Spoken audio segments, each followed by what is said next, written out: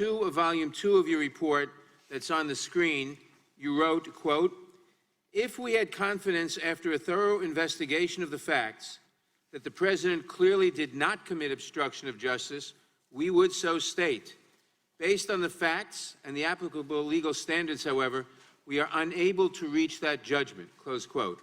Now, does that say there was no obstruction? No.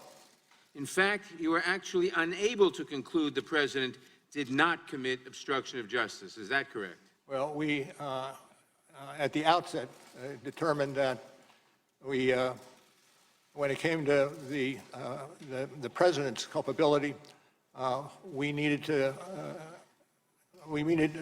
go forward only after taking into account the OLC opinion that indicated that a president, a sitting president, cannot be indicted. So the report did not conclude that he did not commit obstruction of justice. Is that correct? That is correct.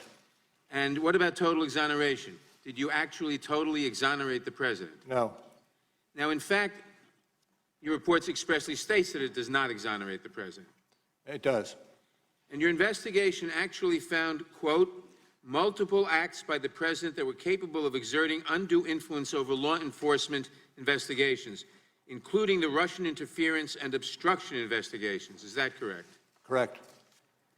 Now, Director Mueller, can you explain in plain terms what that finding means so the American people can understand it? Well, the finding indicates that the president was not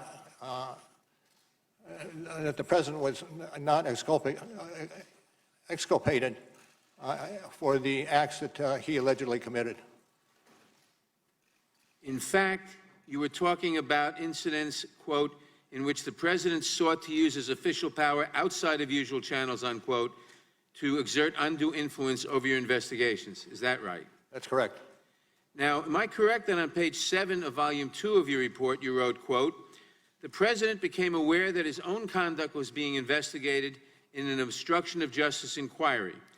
At that point, the president engaged in a second phase of conduct involving public attacks on the investigation, non-public efforts to control it, and efforts in both public and private to encourage witnesses not to cooperate with the investigation, close quote.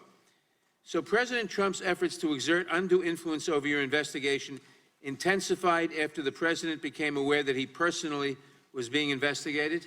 I stick with the language that you have in front of you, Which okay, comes from page 7, volume 2. Now, is it correct that if you concluded that the president committed the crime of obstruction, you could not publicly state that in your report or here today? Can you repeat the question, sir? Is it correct that if you had concluded that the president committed the crime of obstruction, you could not publicly state that in your report or here today? Well, I would say the statement would be that you would not indict, and you would not indict because under the OLC opinion, a sitting president, excuse me, cannot be indicted, be unconstitutional. Okay. So you could not state that because of the OLC opinion, if that would have been your conclusion? Well, OLC opinion was some guide, yes.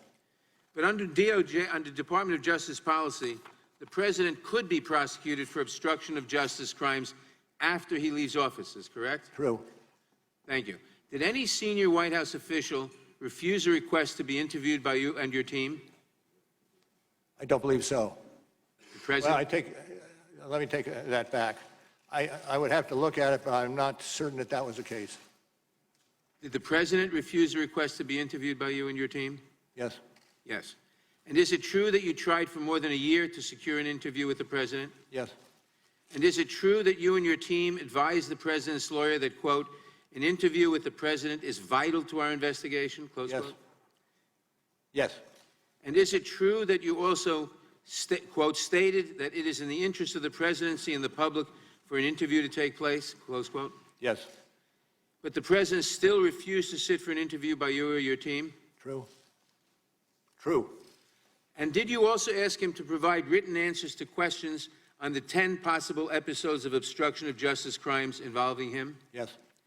Did he provide any answers to a single question about whether he engaged in obstruction of justice crimes? I would have to check on that. I'm not certain. Director Mueller, we are grateful that you are here to explain your investigation and findings. Having reviewed your work, I believe anyone else who would engage in the conduct described in your report would have been criminally prosecuted. Your work is vitally important to this committee and the American people because no one is above the law.